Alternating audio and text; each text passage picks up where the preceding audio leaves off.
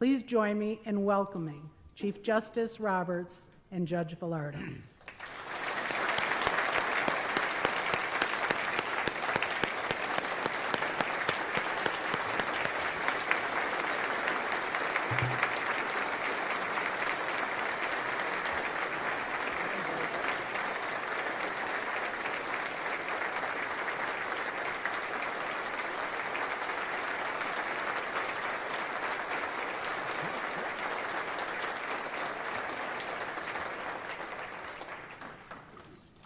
You see, I told you they like me.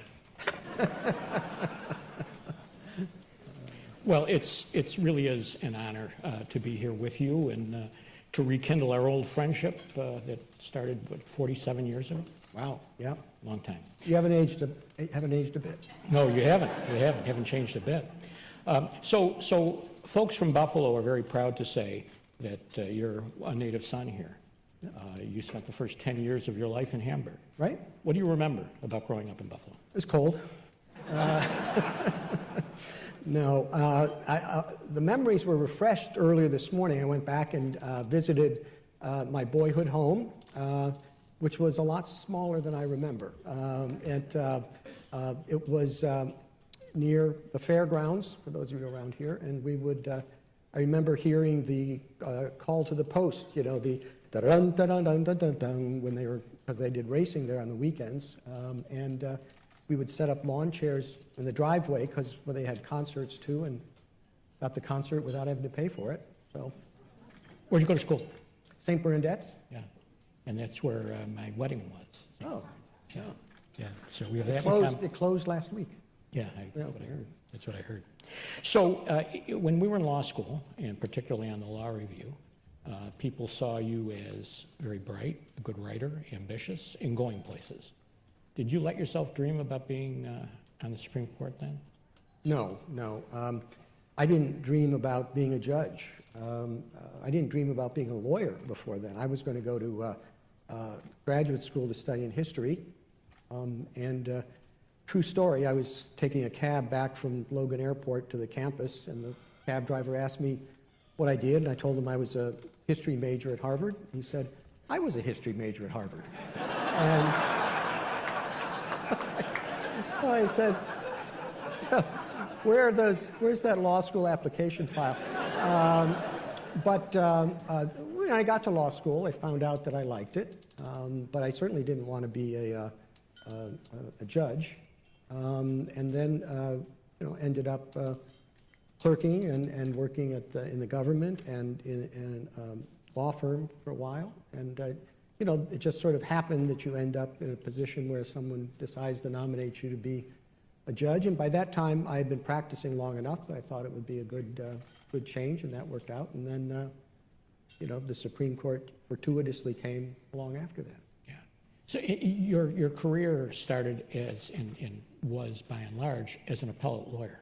How did that happen? Well, I came off of the government work that I had been doing. I had spent a total of 7 years between the clerkships and a stint in the Justice Department and some time at the White House counsel's office. So when I left that, I'd been out 7 or 8 years and hadn't really practiced normal law, and I didn't want to start, the seminar or whatever for first-year students to learn how to take a deposition. So I went around at law firms, and they'd say, what do you want to do? I said, well, the one thing I thought I could do, I said, I want to do appellate work, and they said, well, okay, if the case you're handling goes on appeal, you can do appellate work. And I said, no, I only want to do appellate work.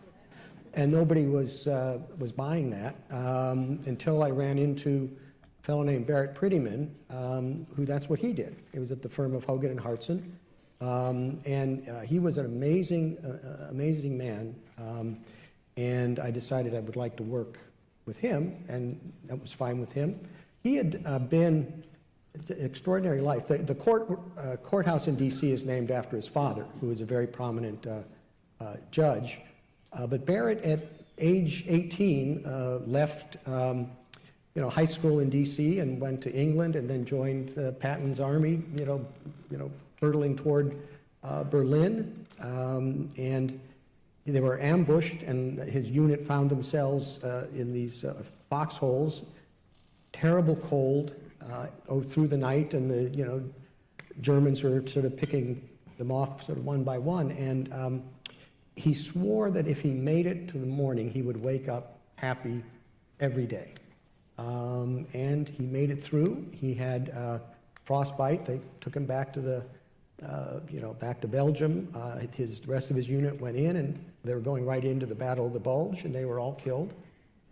So he kept his vow, as far as I could tell. It was a very upbeat person, very, very, pretty much everybody else on their walls had pictures of, fox hunting or old English judges. And, he had pictures of clients like Truman Capote and Catherine Ann Porter, and and he had a great attitude, and I really enjoyed practicing law with him. And he woke up happy every day, even after he started working with you?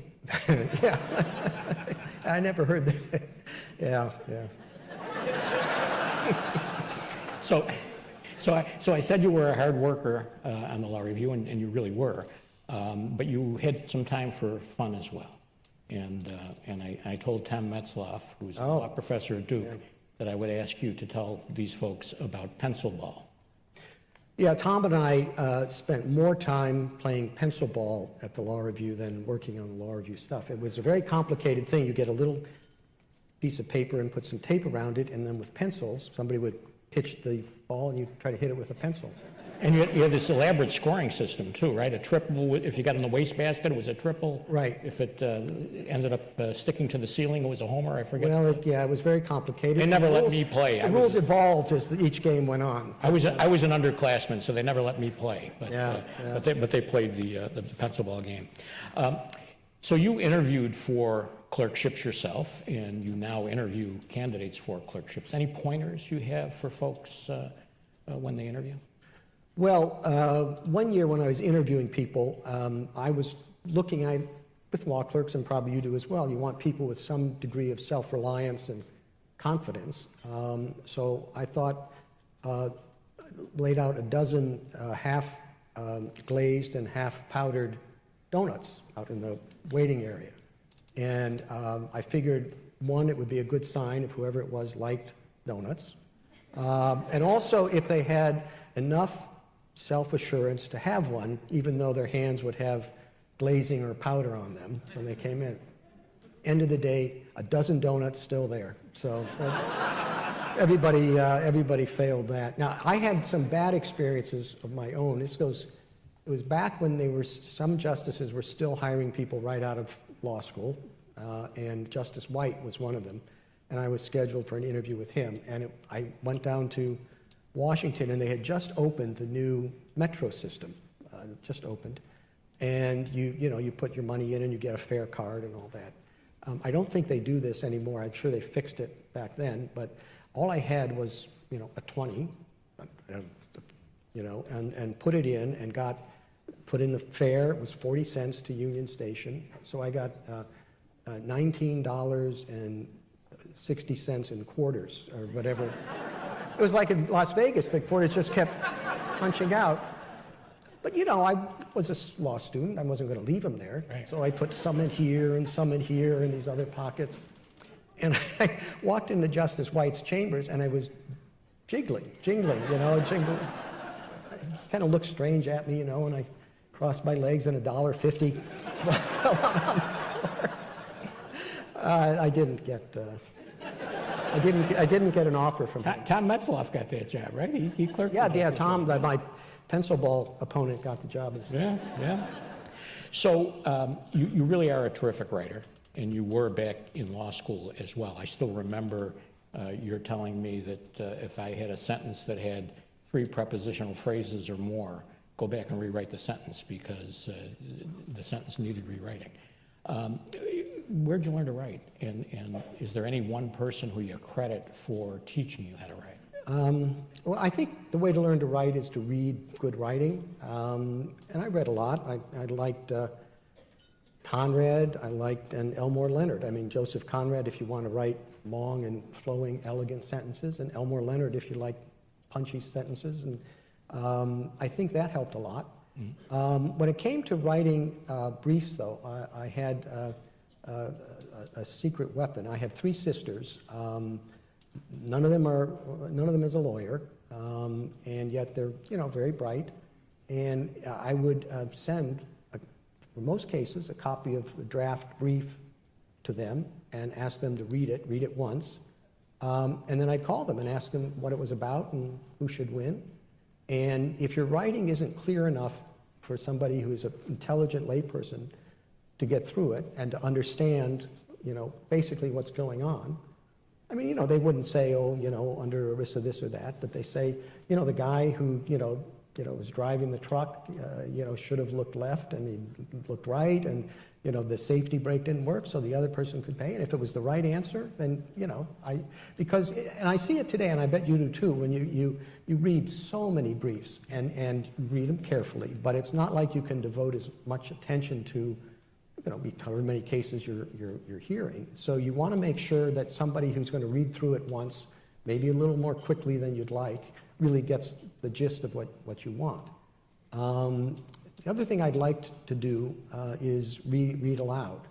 And again, no matter how complicated it was, you should be able to stand up and read it to somebody and have them basically follow. I mean, otherwise your sentences are too convoluted, not direct enough. And I think those are 2 things that serve me well.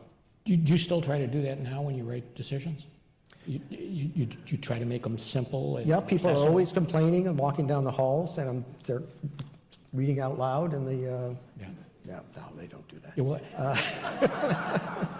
Yeah, but you try to make your decisions accessible.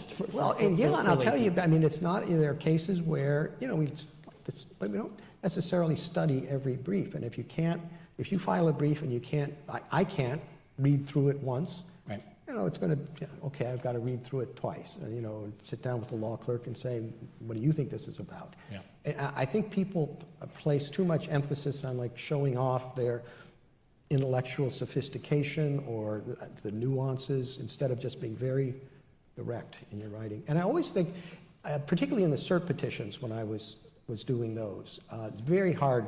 I don't know what the rate is now, 2% or less than that get granted.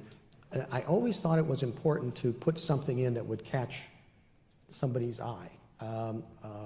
Even, I had a case once involving, it was mining in Alaska, and it involved something called the Red Dog Mine, which is out in the middle of Alaska. And so I figured maybe it would help. So I put in the first page and a half is about why it was called the Red Dog Mine. And it was because you get these stories in Alaska where somebody has to fly out to get emergency insulin, and they fly back. And this was flying back, and the guy who had his plane, he always had this red dog, in his plane. And the plane coming back crashes, but the dog, survives. The pilot doesn't. And the dog runs to the village, and they get the insulin and all that. And then hopefully you read on, and it's about some mining regulations or something. And but hear me out. When I got on the court, the first thing Justice O'Connor said to me when we were sitting down for lunch, and I said, "I love that story about the dog." Yeah, right. Wow. Yeah. But I mean, they denied cert, but that that happens. But they read it. But she knew. I bet she finished reading it too. Yeah. So when I write decisions, I tell my law clerks that half the people who read the decision are going to think I'm an idiot because they lost. But I want them to at least understand why I'm an idiot, at least why I made the decision that I made in the case. Because I think it's important to write so that it's accessible for people. And judges, do the same thing, I think. Yeah, I think so. Yeah. Let's talk about something a little more important, a little more substantive. I think most judges would agree that judicial independence is crucial. Do you agree? What do you think? Oh, yeah. I mean, it's central. The only real political science innovation in our Constitution, I mean, parliaments have been around for 800 years, and obviously executives, is the establishment of an independent judiciary. Even places you think are similar to ours, like England, the judiciary in England was part of Parliament. I mean, they sat in the House of Lords, and because Parliament was supreme.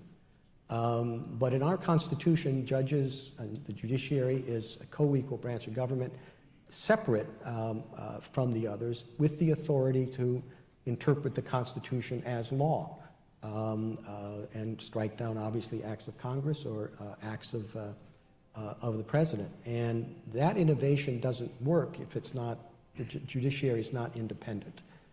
Its job is to obviously decide cases, but in the course of that, check the excesses of Congress or of the executive, and that does require a degree of independence.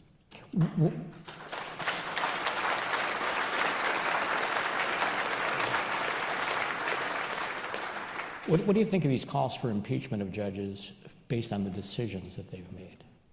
Well, I've already spoken to that, and Yeah. you know, impeachment is not how you register disagreement with decisions.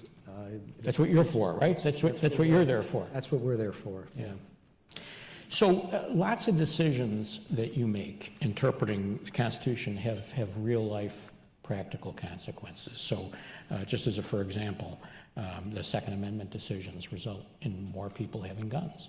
And the Obamacare decision resulted in more people having health insurance. Obergefell resulted in more same-sex marriages. Do you think about those practical consequences when you're interpreting the Constitution? And should justices think about those practical consequences when they're interpreting the words of the Constitution? Mainly no to both of those questions. Because if you do that, you know, with one exception I'll talk about later, but if you do that, you're kind of putting yourself in the place of the legislator. You can say, for example, a consequence of the Second Amendment decisions are, well, more people have guns, and so there's more, you know, accidental shootings, more shootings. Or you can say the consequence is that more people are armed, and therefore they're in a better position if there's foreign invasion, as there was with the British shortly after the adoption of the Second Amendment, so that's a good thing. Now, if you decide one of those or the other based on your view of what you think is best, you would be substituting your own view for that of the people who wrote the Constitution. So, no, I don't think that's not a big part of at least how I do my job, sort of what a purposivist approach is what people would call that, because I think you're making yourself the arbiter of what people were trying to accomplish in that law, when you really need to be doing is sitting down and reading it, you know, in its appropriate context and trying to figure out what they meant. Yeah. Now, at one extreme, if an interpretation you adopt leads to some absurd result that nobody could plausibly have intended, then yeah, then the consequences make a difference. But I think it's more important to figure out what the people who wrote the law had in mind and what they meant by the words they used, rather than think, you know, what is this type of legislation for? Yeah. Because then the interpretation flip-flops. Yeah. So the courthouse here in Buffalo is named for Robert Jackson, and you clerked for Justice Rehnquist. Right. Justice Rehnquist clerked for Justice Jackson, so you're sort of his grandson. Sort of. In a way. Yeah. Does that have any special meaning for you? I mean, I know one of the photos, one of the portraits you have hanging, one of the 4 portraits you have hanging in The Justices Conference. in the conference room. Yeah. Is Jackson. Yeah. Yeah. Would you talk about that a little bit? Well, sure. I mean, obviously, one of the more remarkable members of the court in our history. Part of the reason he's in our conference room is he was, you know, the Solicitor General who argued before the court, the Attorney General, you know, in charge of the branch of justice and the administration, the prosecutor at Nuremberg, which was very controversial on the court. His colleagues did not think that was necessarily something he should be doing. And obviously one of the great justices. I mean, his eloquence is really extraordinary. His eloquence at Nuremberg was extraordinary. So, yeah, I think it's a great grandfather to have. Now, the other portraits, John Marshall Harlan is there, and I just think somebody whose parents name him John Marshall who then lives up to it and ends up on the Supreme Court, deserves Incredible. a painting. And seriously, all his pronouncements in a number of areas of the law, I think, are really remarkable. He was a dissenter in Plessy, wasn't he? Yes, alone. That's when he said that we have a colorblind constitution. And the other one is Cardozo. At one time, I had 5 colleagues on the court from New York. So I figured I had to give them some New Yorker on the wall. And then, of course, the great Chief John Marshall as well. Yeah. So I read a speech that you gave to your son's graduating class that talked about the importance of getting to know the folks who work at the school, the custodial staff, the janitorial staff, those kinds of things. Why is that important, and why was it important enough for you to give that message to your son and his classmates? Well, it was 8th grade, and it's a time when they need to learn a lot of things. I mean, it's important, just it's basic courtesy, but also it's important to appreciate that no matter high and mighty you might think you are, or others might, that there are other people that are doing things that are just as vital to the functioning of our world and as anybody else. And all the people who work at the Supreme Court are part of the process that ends up in our articulation of what the law is. And whether it's the Chief Justice or somebody in the print shop or one of the law clerks or anybody else. And I think if you lose sight of that, that's a real shame. And I do think, again, particularly 8th grade is a good place to learn that. Did you do that when you were in school? Did you get to know those folks when you were in? Oh, sure. Yeah. But in 8th grade, I mean, those people were the boss. They were, That's exactly right. Yeah. That's exactly right. Sometimes I'll have folks who cleaning the office will come in and apologize to me for coming in and cleaning the office. And I said, if you folks don't do this, I can't do my job. So, it's as you say, it's all. Yeah, I apologize all for making thing. such a mess, which I usually do. So you talked about a few minutes ago reading petitions for certiorari and briefs. What's the sort of criteria that you use for deciding whether you want to take a case? What jump, other than writing about red dogs, what jumps out at you?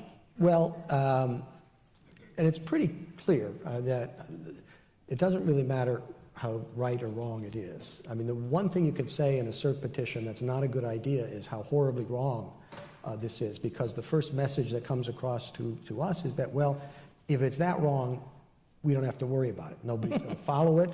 A mistake's been made, but one thing that's certain, it's not our job.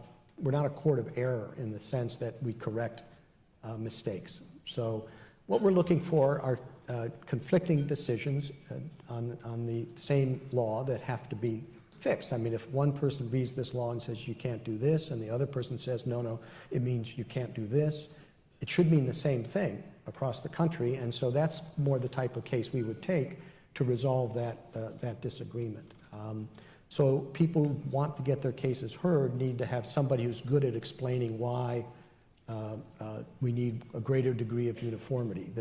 You can't say in New York some particular expense is tax deductible, but in California it's not. So a lot of the cases we get are actually not that glamorous. They're not that interesting because there are a lot of areas of federal law like patent law and copyright law, tax law, all sorts of things. And when those disagreements come up, we're the only ones who can fix it. So a lot of our docket is pretty mundane. Is there something too, though, putting something in the cert petition that'll catch the judge's eye, like the red dog story? I mean, do you find yourself, when you read something like that has something that catches your eye, drawn to it a little more?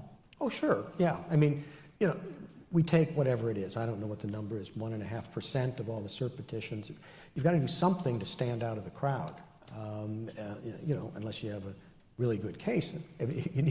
That may be enough to get our attention, but other than that, it makes sense. You have to be a good writer. If you're there, I mean, obviously our law clerks read somewhere all the petitions and they write summaries, but we read from those summaries ones that we think might be likely candidates, and it's very hard to pick out the right ones.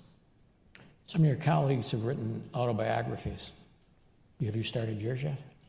No, Are you gonna? no. You won't. Why? Why not? I think my life is very interesting to me. I'm not sure it's terribly interesting to anyone else. And now that's not true of some of my colleagues. Justice Thomas's autobiography is absolutely gripping. If you haven't read it and are at all interested in the court, you should. It's such an extraordinary story. I really couldn't put it down. But I don't think I have that in me. Let's talk about your role in terms of you as a public figure. Obviously, you're very recognizable. People know who you are. You have to be on all the time, like now. How do you separate that from your private life? How do you keep some privacy in your life and have this kind of bigger than life role as Chief Justice of the United States? Well, recognizable. My wife and I were on vacation in Portugal last year, and another American sort of came up to us, and he's looking at me and says, "I know you. I know who you are. You're John Boehner." And so, they were sitting next. I had to spend the whole evening pretending to be John Boehner. And so, when you say readily recognizable, really not, to be honest with you. It's getting worse, though, in general, just because, the work of the court is getting a higher degree of publicity. So it is a problem. I will say 99% of the interactions I've had with people, they come up and say hello, which is fine. And so that's good. But we're not as recognizable as you might think. Among a crowd of judges and lawyers, yeah, but in the public at large, not much of a problem. So some of your colleagues have retired. You ever think about that? I mean, you're too young now, but someday, would you? No. No, because you love what you do too much. I'm going out feet first. It's just. I am too. Yeah, good. Well. No, I say that now. I mean, I'm sure if your health declines and all, and if you recognize that you're a burden to the court rather than part of an assist to everybody, then it'll be time to go. I have very good friends that were for a long time, many years, and I've sat down with them and said I want at appropriate time, because you don't always notice that you're slipping. I want the two of you to tell me if it's time to go. It's a long pause, and at once the two of them said, "It's time to go." So I said, "All right, never mind. I'll find out." I have that But deal it's with Chief surprising. Judge Wolford. It is kind of surprising. She's going to tell me. She hasn't said anything yet. Maybe after this she will. It is surprising how rare it has been on the court for that to become an issue. Really just a handful of times. I think it's because it's a collegial, both in a technical sense and in a popular sense, group of people that you develop relationships where if the people do come, there have been times when somebody has stayed a little longer than they should, then the other colleagues come, and it's always really worked out. So I don't think that's going to be a problem. So, but it is, I still feel pretty healthy. Yeah. Do you love what you do? I mean, do you really look forward to it? It's exciting to get up, every morning and go into work. Doesn't seem like work when it's like that, right? Yeah, some days. Some days it does. But it's nice that we have a break in the summer. Louis Brandeis, one of our great justices, said that he could do the 12 months worth of work in 10 months, but he couldn't do it in 12 months. And I think there's a lot of wisdom in that. We work at very close quarters on very important issues, on very sensitive issues, at work that is hard to do, and we do need a little break from each other. Yeah. But it does, it's interesting, it really creates such a strong bond. I'm sure people, listening to the news or reading our decisions, particularly, decisions that come out in May and June maybe, think, boy, those people really must, hate each other. They must be at hammer and tong the whole time. And we don't. I mean, the dealing with the type of cases we do and their significance, it's something only those 9 people can know. Whether you take something as basic and fundamental as whether somebody lives or dies, you share that in a very intimate way, or whatever else that is the most important issue facing the public. And even if you are on opposite sides, more often than not, and we're not, more of our decisions are unanimous than anything else, which people lose sight of. But it is a strong bond.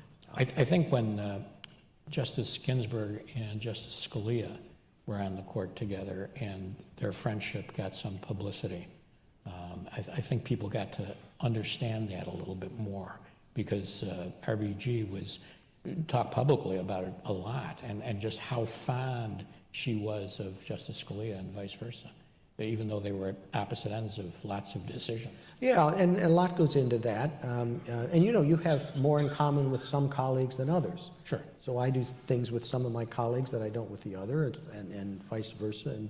But it is a bond, and there are issues and discussions I don't share with my wife, and I know others don't, just because they find it easier not to know, in terms of that, so they don't have to worry about it.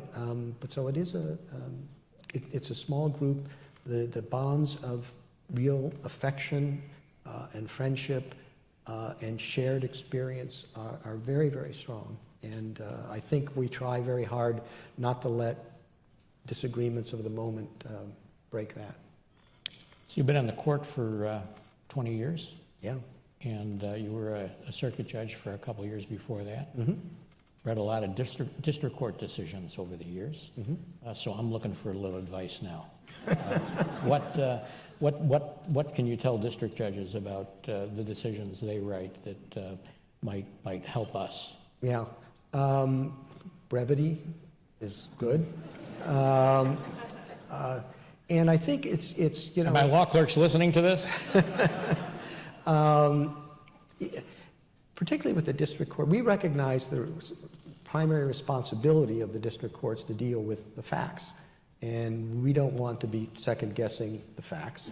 And so that's an important thing to address if it's going to be in the opinion, to make it clear what findings you've made about what and what hasn't. And then I remember Justice Rehnquist, for whom I clerked, was very adamant about that. And he was a very good trial lawyer. He said, you don't want to waste too much time, on the law. The facts are more important than the law, and then, as it moves up, people are focused more on the facts. He tried, when he was in my position as Chief Justice, he was remembering his days fondly as a trial lawyer, and he assigned himself to a district court in Virginia to hear a trial, just to kind of get back on the saddle in that way and stuff. And he did, and he issued a decision, and they appealed, and the Fourth Circuit reversed him. Is that right? And he never did it again?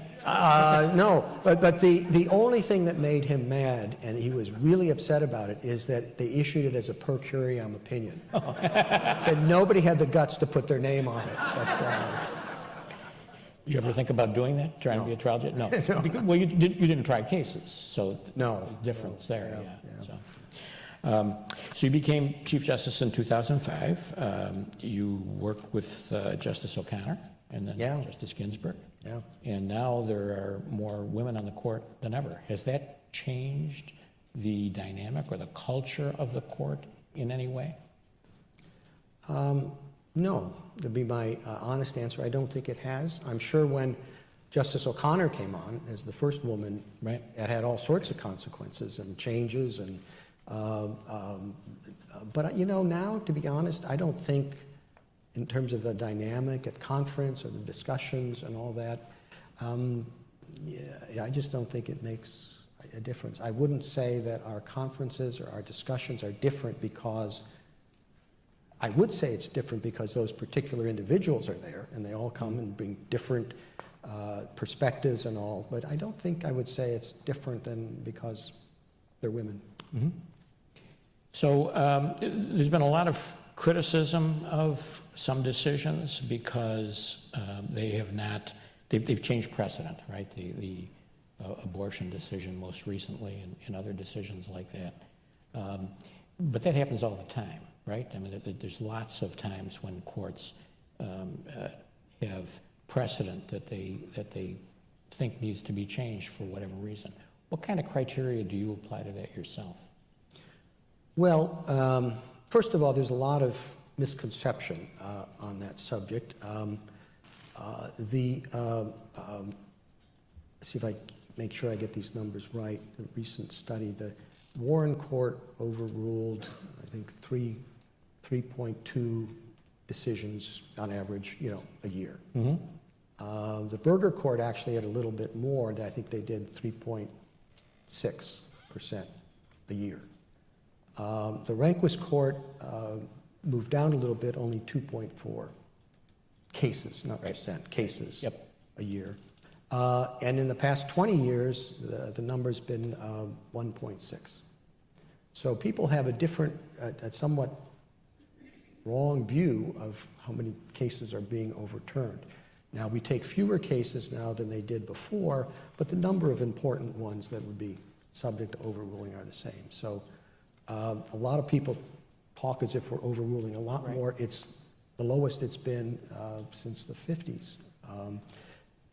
And some cases should be. I mean, aren't you glad that, Brown versus Board of Education overruled Plessy, or that Katz overruled Olmsted? So the idea that it's invariably a bad thing to overrule precedent is I think, quite mistaken. At the same time, you can't do it willy-nilly. Just because, you look at a case and you think, gosh, I would have had that principle come out the other way, that doesn't mean you overturn it. Stare decisis is an important part of our work. The law is supposed to be predictable, so you need a special justification before you want to overrule a case, other than that you just happen to think it's wrong. We were talking about the Barnett case a little while ago, and that was a case that overruled a decision Justice Frankfurter made just a few years before. Gobaitis or Gobaitis, whatever. Yeah. And so, it's been around for a long time. Yeah. So when you do that, you have to. The first thing has to be that it's clearly wrong. The second thing has to be, does that make a difference? I mean, if, for example, you say, or you can't figure out what the filing deadline is, is it 10 days under the rule or is it 12 days? You have to decide it. But you shouldn't come back and say, oh, it should have been 12 days, not 10 days, so we're going to overrule that. I mean, that's something that most cases, many cases, it's more important that they be decided than that they be decided right. Mm-hmm. Whether it's 10 or 12 days is a case like that. So it has to be a case where it really makes an important ongoing difference and be significant enough to the legal system that it's justified to overturn the approach. But it's not something you want to do very often.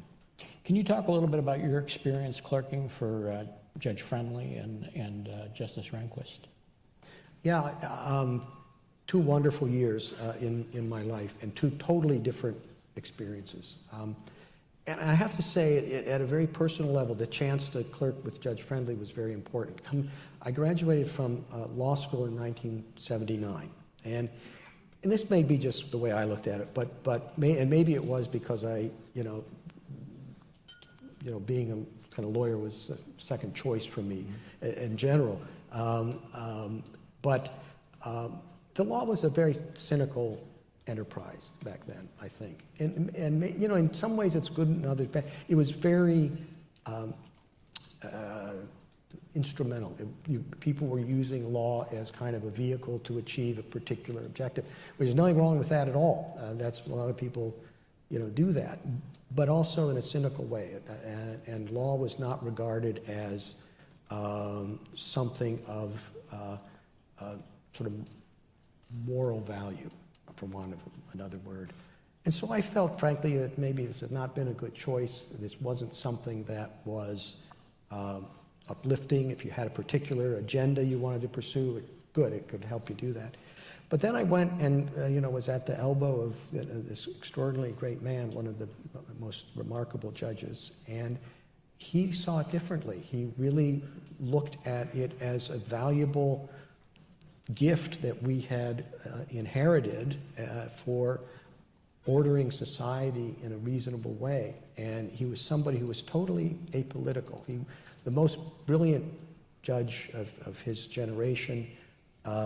Richard Nixon didn't appoint him to the Supreme Court because he thought he would be soft on crime.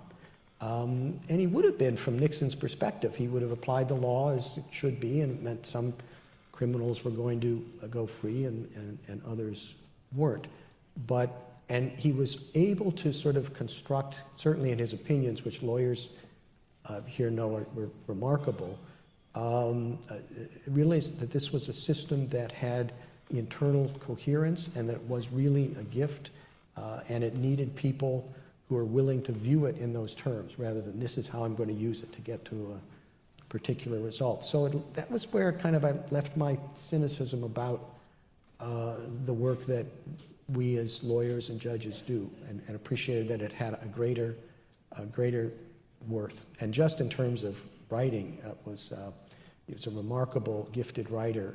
He would come off of the bench after argument and sit down with a legal pad, two of them, one for text, one for footnotes or notes, and just start writing and finish it in 1 day or 2 days. And the secretary would type it up and give it to one of his law clerks, and we'd look at it and say, well, what does he want us to do? And he would have some ideas and look at it. So that was a really remarkable year. And then with Rehnquist, Rehnquist was the generation between. Judge Friendly was kind of like almost like 2 generations. He was older, and I was just out of law school, and Rehnquist was kind of right in the middle. A different approach. His writing is crystal clear, very direct, and had the same sort of appreciation and, I don't mean to overuse these sorts of words, but reverence for what the law does, but was very, direct and analytic, and you sort of knew exactly how it was structured and where it was going. So it was a nice experience for me to have 2 very different people, and they really admired each other. In fact, I got the clerkship with Rehnquist because he and Friendly were at a conference together, and I think, Justice Rehnquist asked Judge Friendly if he had any good law clerks, and he mentioned one, and I guess somebody else hired that one, and then he mentioned anyway, I don't mean to be long-winded about it, but you do kind of look back at that and see these sort of formative influences in your life, and are grateful for them. Does the way you deal with your clerks, by and large, mirror the way they dealt with you? No, I wouldn't say that. When you're in the middle of it, it's kind of hard to be self-conscious and appreciate. I mean, the one thing I do know is that the 4 clerks really do form quite a common bond. And Rehnquist used to talk to us about how that was, and he said, it's because the clerks are united by a common enemy. I really, it's kind of hard when you're in the middle of it to see how, they might view the experience. How do you work with your clerks? How do you? It really varies from case to case, sometimes if the facts are a little complicated, I'll want them to take a look at the record more than they might otherwise. Sometimes if I feel comfortable that I know the law in an area, I'll have them do that, but I would go in much more carefully because I'm probably wrong about it. I want to make sure that I'm not letting, errors that might have crept in affect my understanding. And then we'll go back and forth. Sometimes I'll draft something and they'll look at it, and They don't have the problem I had with Judge Friendly. Their edits come back pretty extensive sometimes. And you encourage that, right? I mean, I'm sure you ask them. Well, and what's the point otherwise, right? Right, I mean, exactly. And sometimes I'll want to look at the facts a little bit more. But then when we get closer to the end, I have all four of them sit down together and we all go over the draft of the opinion. So you have somebody who's sort of been looking at it very carefully. Hopefully I'm one of those people too, and then the others who have just kind of like read it. So in a way it's like, you know, when I talked about doing briefs, you want to make sure that someone sort of putting eyes on it for the first time can really figure out what it says. How do you decide which clerk works on which case? I leave that entirely up to them. They make those decisions? Yeah, yeah. You always happy with the decisions they make? You know, no. Well, you still don't put your thumb on the scale? To be honest, they're all extremely bright. It's a real, as I'm sure you know, it's a real gift that the system has developed where we get these very, very bright people to work very, very hard, and they come up with such great work products. So. And when you hire clerks, have they generally clerked for a district judge or a circuit judge first? Oh, sure. Always? Always, yeah. So unlike Justice White, who that was kind of the fading out of that experience, I think. And, you know, you want to get the view of a judge who's been with them for a year, I think, because that helps a lot. in one-year clerkships? Absolutely. Why? You don't want them to get too good. I mean, that's the case. No, very seriously. I mean, you don't want them to get too good at what you're supposed to do. You want to make sure that you are the one doing the work. Yes, they're going to help you on what the cases say about this or how the facts look on this issue, but you don't want them to get too good because... And because you think there's a danger of you using them as a crutch too much? Yeah, you want to make sure that issue doesn't really come up. Yeah. And also it's a real valuable thing for me, and I know other justices, to have these sorts of, to be a little more attuned to what's going on in the law schools, and, you know, having a fresh batch every year, you learn more about, you know, what the teachers are teaching and what the students are interested in, and then they go out. So I have now people that clerked for me 20 years ago. They're in the, you know, the midst of their professional career, leaders in the bar, or leaders in academia, or leaders in business, and they're real sort of listening boards. We have a reunion every year. It's coming up in a couple of weeks. Hopefully we'll have a good turnout. We usually do, and you learn from them all that's going on. You know, what's going on in the law firms, and the people who are there will let you know. What are they teaching in law schools these days? And they'll let you know. What are you teaching in law schools these days? And it's nice to have that pipeline. I mean, now I have almost 100 out there at different stages, and it keeps you attuned to what's going on. Yeah, I mentioned to you earlier today that I have you to thank, you and Dave Lebron, who is the president of the review, to thank for my clerkship. You sent me to, or suggested that I apply to Judge Irving Goldberg down in Dallas, Texas, and that was the best professional year of my life because, as I said to you earlier today, it was a wonderful experience kind of being a judge but not having the buck stop with you. So the pressure's not there, but the wonderful part of the job is. And that makes clerking, I think, a really unique experience. So let's get to our time is running out. Let's get to the heart of what I want to talk to you about. There's a lot of Buffalo Bills fans here. Yeah, listen. And when the playoffs come around, there's a lot of calls that go against us.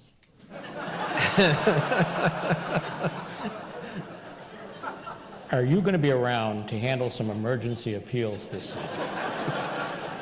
You know, we're getting tired of the same old thing happening to us year after year. Yeah, I can see that. Yeah. Well, I was here long enough. I know I had a poster in my room of Jack Kemp, quarterback, and I think Darryl LaMonica was there too. Yep.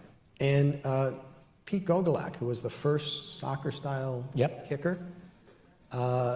Even Cookie Gilchrist, if I'm remembering that. So that was what was posted on my wall. But I left when I was 10, and we moved to a town in Indiana. Chicago was the closest place. So you're a Bears fan? I'm a Bears fan.